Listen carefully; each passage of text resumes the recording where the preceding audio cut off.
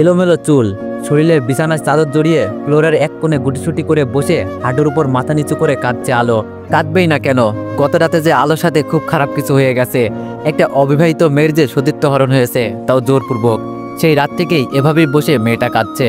আর ওইদিকে আলোর কান্নার শব্দ ভোরের কানে ভেসে গেল আর ঘুমটা ভেঙে গেল। ভোর মাথাটা উঠাতে পারছে না, তার মাথাটা প্রচন্ড ভারী লাগছে।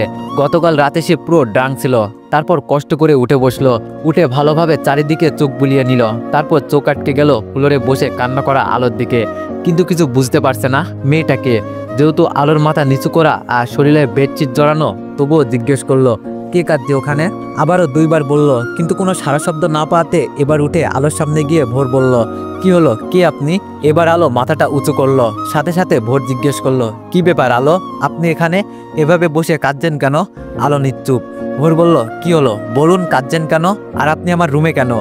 আলো এবার ভোরের দিকে করুণ দৃষ্টিতে তাকিয়ে রইল। ভোর বলল, কিছু তো বলুন। এবার আলো উঠে দাঁড়ালো আর চোখ দিয়ে ইশারা করলো আলোর পা থেকে মাথা অবধি তাকানোর জন্য। ভোর তাকিয়ে দেখলো আলোর শরীরে একটা বেডশিট জড়ানো, এলোমেলো চুল। তারপর আলো ভোরকে আবারও ইঙ্গিত করে বোঝালো ভোর যেন মিররের সামনে যায়। ভোর 7-5 না ভেবে মিররের সামনে গিয়ে বড়সড় একটা ধাক্কা খায়। ভালো করে ঘুরে ফিরে নিজের বুক আর পিঠ দেখছে, সেখানে অজস্র নখের আঁচড়। এবার ভোর ধপাস করে বেডে বসে পড়ল।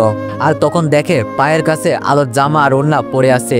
একটু চোখ ঘোরাতেই দেখে একটু দূরে সালোয়ারটাও পড়ে আছে। এবার আর ভোরের বুঝতে বাকি নেই কেন আলো বেডশিট জড়িয়ে কান্না করছে আর কেন তার শরীরে এত নখের আঁচড়। চারিদিকে নীরবতা। হঠাৎই জানালার গ্লাস খোলার শব্দ পেল ভোর। পিছনে তাকিয়ে দেখে আলো জানালার উপর দাঁড়ানোর চেষ্টা করছে। যদি পায়ে একবার স্লিপ করে তো সোজা 24 তলার উপর থেকে নিচে পড়ে গিয়ে মৃত্যু নিশ্চিত। ভোর দৌড়ে আলোর পিছনে টান দিয়ে নিজের কোলে নিল।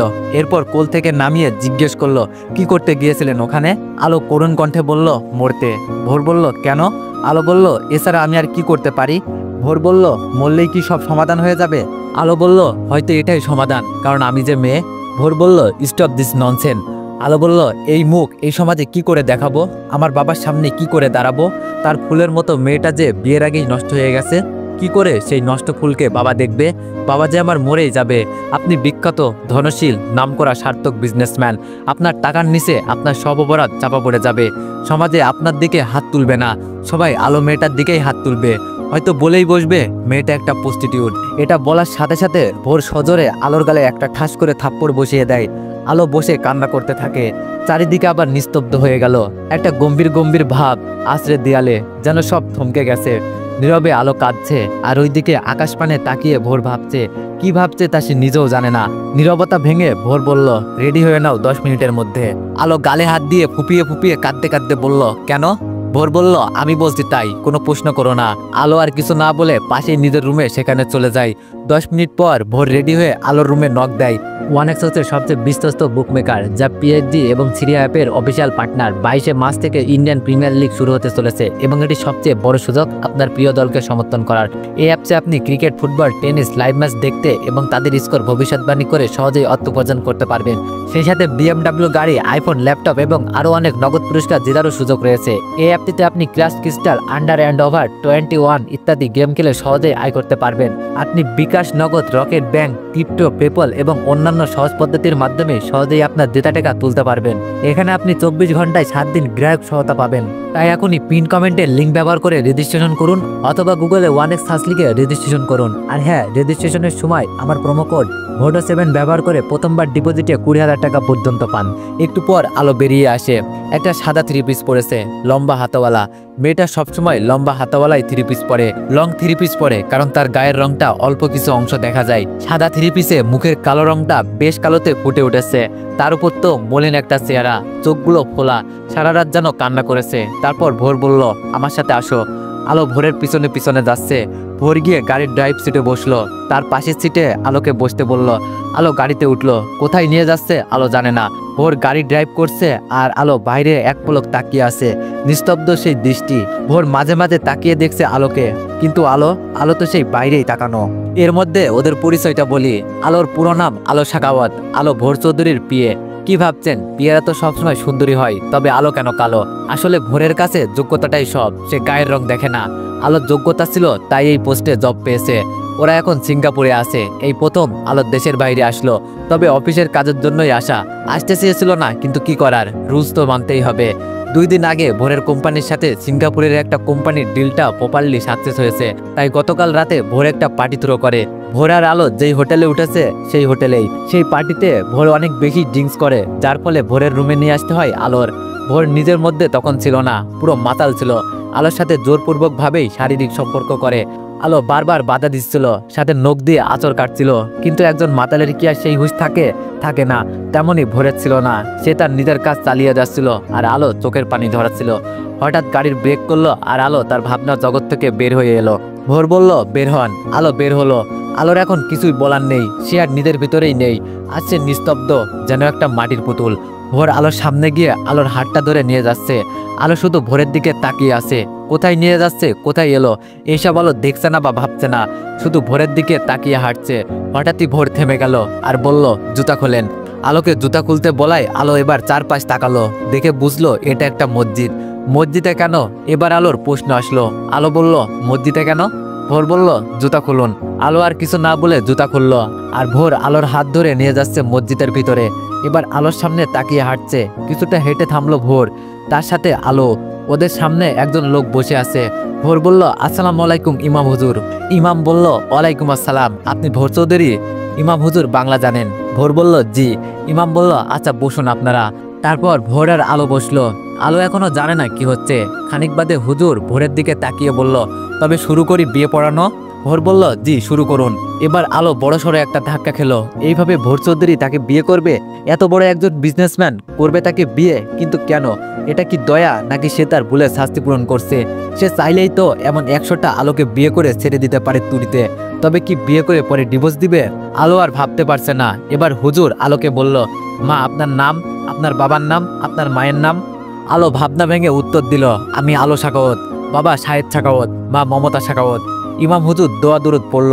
প্রায় 20 মিনিট পর আলো আর ভোরের বিয়ের কাজ সম্পূর্ণ হলো। আলো কবুল বলার সময় অনেক সময় চুপ ছিল। তারপর হুজুরের বারবার কবুল বলো মা, কবুল বলো মা, একথা শুনে নিজের মনের সাথে অনেক যুদ্ধ করে অবশেষে কবুলটা বলেই দিল। তারপর ভোর আর আলো বেরিয়ে এলো মসজিদ থেকে। মসজিদ থেকে বের হয়ে ভোর জুতা পরছিল আর আলো ঠায় দাঁড়িয়ে ভোরকে দেখছে। ভোরের জুতা পরা শেষ হলে ভোর গাড়িতে গিয়ে বসে। এবার আলোর খারাপ লাগতে লাগলো, এই ভেবে কেন ভোর বলল না জুতা পরতে। তবে কি সত্যি উনি দয়া করলেন? ভাবতে ভাবতে আলো জুতা পরে গাড়িতে গিয়ে বসলো। এবার ভোরের দৃষ্টি আলোর দিকে যাচ্ছে না, আর আলো তো আবার ভাবনার জগতে পাড়ি দিল। আলো বারবার ভাবছে কি হবে শেষ পরিণতি। উনি তো মন থেকে মেনে আমাকে বিয়ে করেননি, করেছেন চাপে পড়ে, একটা মেয়ের জীবন বাঁচানোর জন্য, একটা বাবার কাছে তার সতেজ ফুলটাকে ফিরিয়ে দেওয়ার জন্য, যেন সতেজ ফুলটার বাবা কষ্ট না পায়। একটা মেয়ের দিকে কেউ যেন প্রস্টিটিউটের আঙুলটা তুলতে না পারে। এইসব তো সবটাই দয়া। বড় লোকরা সবাই তো দয়াই করে, উনিও তার ব্যতিক্রম কিছু করেননি। ভোর গাড়ি ব্রেক করলো আর আলো ওর ভাবনার জগৎ থেকে বের হলো। ভোর গাড়ি থেকে বের হয়ে সামনের একটা লেকের পাড়ে একটা বেঞ্চে রাখা সেখানে গিয়ে বসলো। জায়গাটা বেশ নির্জন, মানুষের কোনো আনাগোনা নেই বললেই চলে।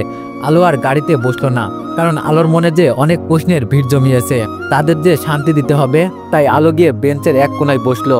দুজনই নীরব, দুজনেরই দৃষ্টি সামনের লেকের পানিতে। এই নীরবতা ভেঙে আলো বলল আপনি আমাকে কি দয়া করলেন? ভোর বলল না। আলো বলল তাহলে? ভোর বলল একটু একা থাকতে চাচ্ছিলাম। আলো ব্যাপারটা বুঝতে পারে, তাই আর সেখানে বসে না থেকে চলে যায়।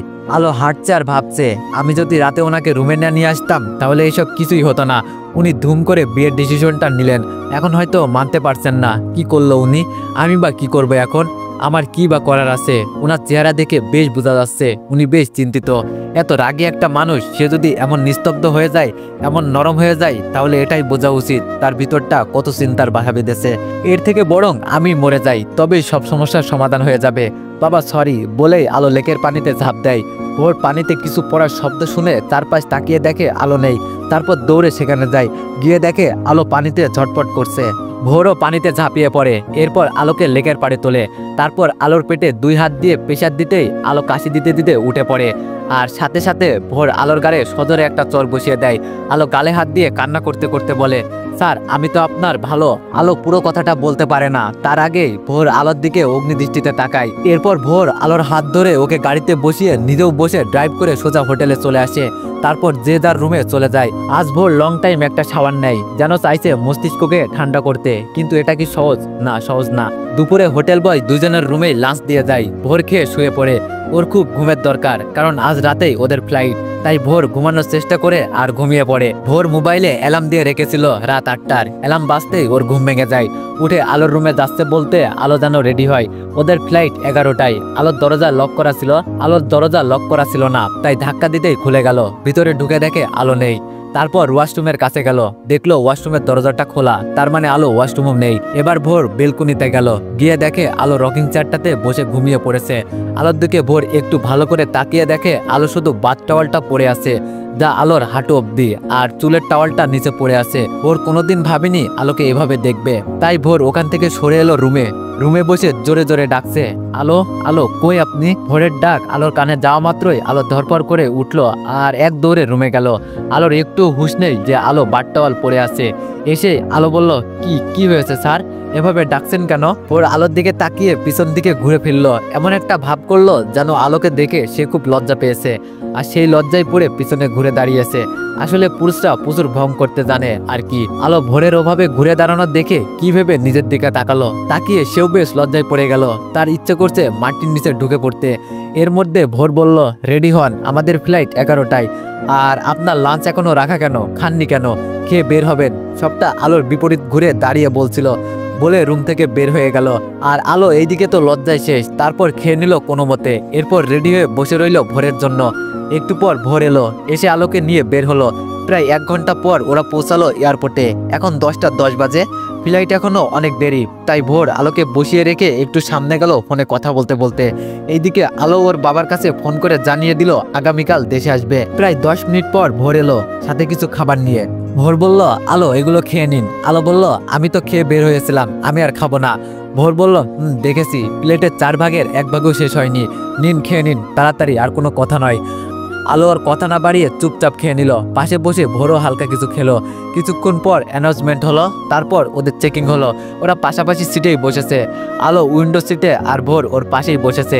প্রায় 1 ঘন্টা পর আলোর চোখে একটু ঘুম ঘুম ভাব এলো। তারপর আলো ঘুমিয়ে পড়লো, কিন্তু ভোরের চোখে ঘুম নেই। আলো ঘুমের ঘরে ভোরের কাঁধে মাথা রাখলো। ভোর কিছু মনে করলো না, আলো পুরো ঘুমে বিভোর। সারাটা ফ্লাইটে আলো ভোরের কাঁধেই ঘুমালো। যখন প্লেন ল্যান্ড করলো তখন আলো ঘুমিয়েছিল। ভোরের ডাকে আলো মিটমিট করে চোখ খুলে নিজেকে আবিষ্কার করে তাড়াতাড়ি ভোরের কাঁধ থেকে মাথা তুলে বলল, সরি স্যার। ভোর বলল, ইটস ওকে, আমরা এসে গেছি, চলুন। তারপর ওরা বাংলাদেশ এয়ারপোর্ট থেকে বাসায় যাওয়ার জন্য গাড়িতে উঠলো। আলো অবশ্য ভোরকে বলেছিল সে একা একাই বাসায় যেতে পারবে, কিন্তু ভোর বলল তার কিছু জরুরি কথা আছে, যেতে যেতে বলবে। তাই যেন ভোরের গাড়িতে ওঠে। অবশেষে বাধ্য হয়ে উঠলো আলো। এবার আর ভোর ড্রাইভ করছে না, ড্রাইভার আছে। আলো আর ভোর পিছনের সিটে বসা। একটু পর আলো বলল, স্যার আপনার জরুরি কথা কি এখন বলা সম্ভব? ভোর বলল, আসলে আমি বলতে চাচ্ছি সিঙ্গাপুরে যা কিছু হয়েছে এখন এগুলো কাউকে বলার দরকার নেই, যখন সময় হবে আমি বলবো তখন। আলো বলল, আপনার মান সম্মানের ব্যাপার স্যাপার। আলো বলল, আপনার মান সম্মানের ব্যাপার স্যাপার বলে কথা কাউকে বলা যাবে না। ভোর বলল, আলো সবকিছু একটা ঘরের ভিতরে ঘটে গেছে, আমি সম্পূর্ণ অপ্রস্তুত ছিলাম। আমার মাইন্ডও কি দিয়ে কি করলাম আমি তখন ভাবিনি, কিন্তু করার পর বুঝলাম। আলো বলল, কি বুঝলেন? ভুল করেছেন এটাই তো? আচ্ছা স্যার, আমি তো বলিনি আমাকে বিয়ে করেন, বলেছি আমি বললে আপনার তো সিটে ফোটাও ক্ষতি হতো না, যা হবার আমার পরিবারের হতো, তবে কেন করলেন ভুল? ভোর বলল, এই নিয়ে আমি আর কথা বলতে চাই না, আমি যখন চাই না কেউ জানবে এই বিষয়ে, সো কেউ জানবে না, দ্যাটস ফাইনাল। আলো আর কিছু বলতে পারলো না, শুধু অজরে কেঁদে গেল। প্রায় ঘন্টাখানিক পর আলোর বাড়ির সামনে এসে গাড়ি থামলো। আলো আস্তে করে নেমে পড়লো গাড়ি থেকে, নিজের ব্যাগটা নিয়ে বাড়ির মেন গেটে ঢুকে গেল। একবারও পিছন ফিরে তাকায়নি, তাকালে হয়তো আবার অজরে ঝরবে নোনা জল। ভোরও ওর গাড়ি নিয়ে চলে গেল। আলো বাড়ির ভিতরে ঢুকে দেখে ওর বাবা দাঁড়িয়ে আছে। বাবাকে দেখে আলো দৌড়ে গিয়ে জড়িয়ে ধরে। বাবার বুকে এসে মেয়েটা কেঁদে দিল, হাউ হাউ করে কাঁদলো। শাহেদ সাহেব মানে আলোর বাবার কাছে আলোর কান্নাটা একটু অদ্ভুত লাগলো, তাই জিজ্ঞেস করলো, কিরে মা তোর কি হয়েছে আমাকে বল। আলো হেসকি তুলতে তুলতে বলল, কিছু না বাবা। আলোর বাবা বলল, বাবার কাছে লুকাচ্ছিস? আলো আর বাবার দিকে করুণ দৃষ্টিতে তাকালো। আলোর বাবা বলল, আচ্ছা যা পরে বলিস, এখন ফ্রেশ হয়ে খেয়ে নে। আলো বলল, আচ্ছা। আলো নিজের রুমে চলে গেল। এইদিকে ভোরও বাড়ি পৌঁছে গেল। ভোরের মা শাইলা চৌধুরী ভোরকে দেখে তো সেই খুশি। ভোরও মা বলে মাকে জড়িয়ে ধরলো। তারপর সোফাতে মায়ের কোলে শুয়ে প্রায় আধা ঘন্টা গল্প জুড়ে তারপর রুমে আসলো। ভোরের বাবা নেই, 2 বছর আগে ব্রেন স্ট্রোক করে মারা গেছেন মাহতাব চৌধুরী। সেই থেকে ভোরই সবকিছু দেখাশোনা করে। আলো রাতে শুয়েছিল, এমন সময় ওর বাবা এলো রুমে। এসে মেয়ের মাথার কাছে এসে মেয়েকে ডাকলো। কিরে মা, ঘুমাসনি? আলো পাশ ঘুরে দেখে তার বাবা বসে আছে। আলো কিছু না বলে আস্তে মাথাটা তার বাবার কোলে রাখে। আলোর বাবাও মেয়ের মাথায় বিলি কেটে দিচ্ছে। আলোর বাবা বলল, কি হয়েছে আমার মেয়েটার? এত ভীষণ দেখাচ্ছে কেন? আলো বলল, বাবা তোমাকে অনেক কিছু বলার আছে। আলোর বাবা বলল, হ্যাঁ তো বল, আমিও শুনতে চাই। এরপর আলো একটা দীর্ঘশ্বাস ছেড়ে সব বলতে শুরু করলো বাবার কোলে শুয়ে শুয়ে। মাত্রই ভোর রাতের খাবার খেয়ে ঘুমাতে যাবে, তাই ওর ব্যাগ থেকে ওর জিনিসপত্র বের করছে।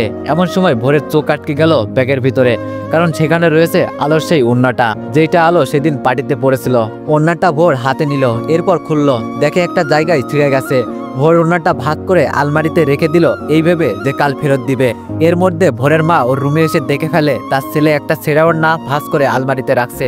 তখন শাইলা চৌধুরী বলল, কি ব্যাপার, আমার ছেলের কাছে একটা ওড়না, তাও ছেঁড়া, সেটা আবার যত্ন সহকারে আলমারিতে রাখা হচ্ছে, কাহিনী কি? কে মেয়েটা? ভোর বলল, কোনো কাহিনী না মা, ওটা আমার একজন অফিসের স্টাফের, কাল দিয়ে দিব, ভুলে আমার ব্যাগে চলে আসছে, বুঝলে? ভোরের মা বলল, বুঝলাম, আমার যা বোঝার বুঝলাম ডিয়ার সন। ভোর বলল, মা এবার কিন্তু আমি রেগে যাচ্ছি। ভোরের মা বলল, রাখতে হবে না, এখন ঘুমিয়ে পড়, কাল অফিস আছে, গুড নাইট। ভোরের কপালে একটা চুমু দিয়ে ভোরের মা চলে গেল, আর ভোরও ঘুমিয়ে পড়লো। আলো সব কথা শুনে আলোর বাবা বলল, কাঁদিস না মা, জন্ম মৃত্যু বিয়ে রিজিক সবই আল্লাহর হাতে। তোর কপালে হয়তো এভাবেই লেখা ছিল বিয়েটা, এখন তোর ভেঙে পড়লে চলবে না। মনে রাখিস মা, স্বামীর অধিকার আদায় করে নিতে হবে যে কোনো ভাবেই। তুই আমার মেয়ে, তুই পারবি ওই ভোর চৌধুরীর মনে জায়গা করে নিতে, তোকে পারতেই হবে। এখন ঘুমিয়ে পড়, আমি যাচ্ছি। আলো চোখ মুছে ওর বাবার শেষ কথাটা চিন্তা করতে করতে ঘুমিয়ে গেল। আজ আলো হালকা পিঙ্ক কালারের একটা থ্রি পিস পরেছে। কালোদের হালকা পিঙ্ক কালার খারাপ লাগে না, ভালোই লাগে। আর আলোর চেহারাতে তো একটা মায়া আছেই, কখনো কোনো অর্নামেন্টস মেয়েটি পরে না। ওই যে একটা গান আছে না, নাকে নেই ফুল, কানে নেই দুল, গলাতে নেই কোনো হার। তো এভরিওয়ান, পরের লাইনটা কি বলে যাবেন, ভুলে গেছি। এমনই ব্যাপারটা, আলোরও নাকে কানে গলায় কোনো অর্নামেন্টস নেই, তবুও মেয়েটাকে একেবারে খারাপ দেখায় না। বাবার সাথে নাস্তা করে আলো অফিসের উদ্দেশ্যে বের হয়। এইদিকে অফিসে যেতে আসতো কোনো অনুভূতি ছিল না, আজ এক অন্যরকম অনুভূতি কাজ করছে আলোর ভিতরে। কেমন একটা চাপা কষ্ট আজ আলোর ভিতরটা কুড়ে কুড়ে খাচ্ছে। এইসব মাথায় নিয়ে অবশেষে আলো পৌঁছালো অফিসে। অফিসে গিয়ে সবার সাথে কুশল বিনিময় করে নিজের ডেস্কে এসে বসলো। তারপর নিজের ব্যাগটা রেখে ভোরের কেবিনে ঢুকলো।